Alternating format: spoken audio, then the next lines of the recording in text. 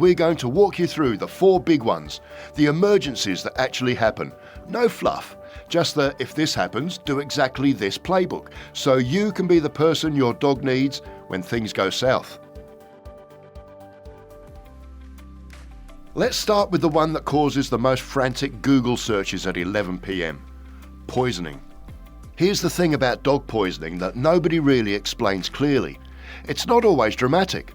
Your dog doesn't always collapse. Sometimes they seem just a little off, a little wobbly, a little too quiet, and that's actually the dangerous zone because owners second guess themselves. They think, well, maybe he just ate too fast.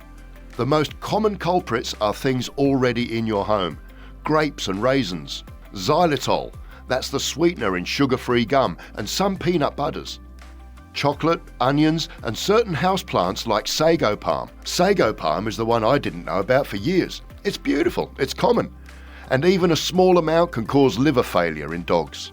So what do you actually do if you think your dog got into something toxic? First, don't wait for symptoms. By the time your dog is visibly sick from certain poisons, you've already lost critical time. If you saw them eat something, or you found evidence they did, that's enough to act. Call the ASPCA Animal Poison Control Centre. Their number is 888 426 4435. Save it in your phone right now. They charge a consultation fee, but they're available 24/7, and they know more about specific toxin thresholds than your average emergency vet. When you call, have this ready: what your dog ate, roughly how much, your dog's weight, and the time it happened. You're going to see a lot of people on TikTok telling you to just shove hydrogen peroxide down their throat to make them barf. Please, stop. Your dog swallowed something sharp or caustic. Bringing it back up can actually burn their esophagus or choke them. It's the one time where your do something instinct can actually be fatal. Unless a professional tells you to induce vomiting on the phone, keep the peroxide in the cabinet. And one more thing, bring the packaging. If they got into a medication or a product, grab the bottle. That label tells the vet exactly what they're dealing with and potentially saves your dog's life faster. Seizures are probably the most terrifying thing to witness in a dog. They come out of nowhere. They look violent, and every instinct you have tells you to grab your dog and hold them still. That instinct is wrong, and it's one of the most common mistakes owners make. Here's what's actually happening during a seizure. Your dog has no conscious awareness of it. They're not in pain in the way you're imagining. Their body is going through an electrical storm in the brain, and the danger isn't them feeling it. The danger is them injuring themselves on furniture or stairs, or a seizure lasting too long. What you do, your first instinct is going to be to grab them. You'll want to hold them, tell them it's okay, or try to pull their tongue out so they don't choke. Don't. You will get bitten, hard, and they won't even know they did it. They aren't going to swallow their tongue, that's an old myth. Your only job right now is to clear the furniture so they don't hit their head, and as hard as it is, just stay calm so they have a quiet world to wake up to. Keep the room quiet and dim if you can. Talk to them calmly. Start a timer the second the seizure begins. That timer matters more than you think. A seizure under 2 minutes? Most dogs recover on their own, and you call your vet to report it. A seizure that hits the 2-minute mark? That's a veterinary emergency. You need to be heading to the emergency animal hospital while the seizure is still happening. Anything over 5 minutes is called status epilepticus, and it can cause permanent brain damage or death. After the seizure ends, your dog will likely be disoriented, wobbly, and exhausted. This is called the postical phase. It can last minutes or hours. Let them rest. Keep them away from stairs, and please, go to the vet even if they seem completely fine 20 minutes later. One seizure needs to be documented and investigated. Back to my friend and her golden retriever, because this one is genuinely common and the mistakes people make are fixable with about 2 minutes of prep. Dog paws are tougher than they look, but they're also full of blood vessels. A cut that looks dramatic on a paw often bleeds a lot more than a similar cut elsewhere on the body. That's not necessarily a sign of severity. It's just anatomy.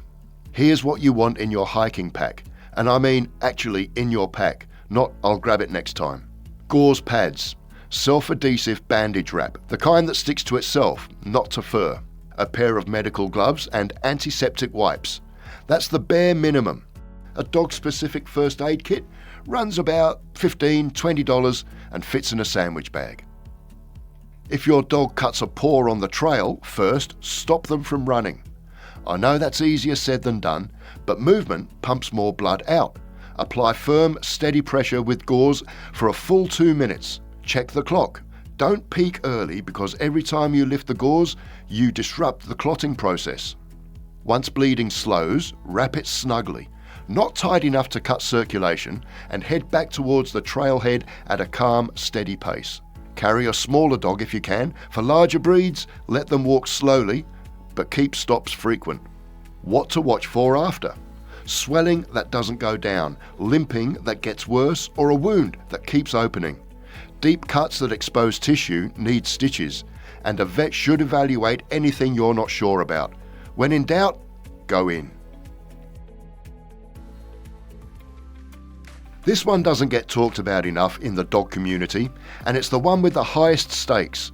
Because when a wildfire, flood or hurricane forces you to leave your home with 20 minutes notice, the decisions you make in that window can determine whether you and your dog make it out together. The hard truth, a lot of people leave their dogs behind in evacuations, not because they want to, because they weren't prepared and the chaos made it impossible. That's not a character flaw. That's what happens without a plan. Your dog needs a go bag. This is not a suggestion. It is a bag that stays packed, lives near your front door, and gets grabbed without thinking. What goes in it? 3 days of food in a sealed container, a collapsible water bowl, your dog's medications with at least a week's supply, a copy of their vaccination records, a recent photo of you with your dog, critical for reunification if you get separated, their microchip number written on paper, a leash, and a familiar item like a small blanket. Now the part people underestimate, where you're going. Many emergency shelters don't accept pets. Know this ahead of time. Identify 2 pet-friendly hotels within 50 miles of your home. Write them down. Identify a friend or a family member outside your immediate area who can take you and your dog if things get bad.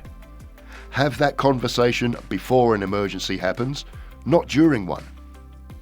If you get separated from your dog during an evacuation, do not go back into a dangerous area to find them. I know that sounds impossible to hear. Register your dog as missing with local animal control and the emergency management website for your county immediately. Most reunifications happen through microchip records, which is exactly why the chip needs to be registered to a current address and phone number. 30% of lost pets are never reunited with their owners. The majority of those cases involve outdated contact information on the microchip.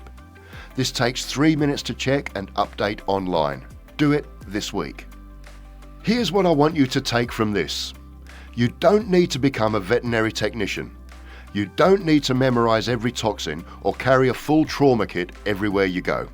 What you need is a plan, a specific, written down, I actually did the thing plan. Save the ASPCA poison control number in your phone before this video ends. That's 30 seconds. Build a go bag this weekend. That's 45 minutes. Check that your dog's microchip is registered to your current contact information. That takes 5 minutes.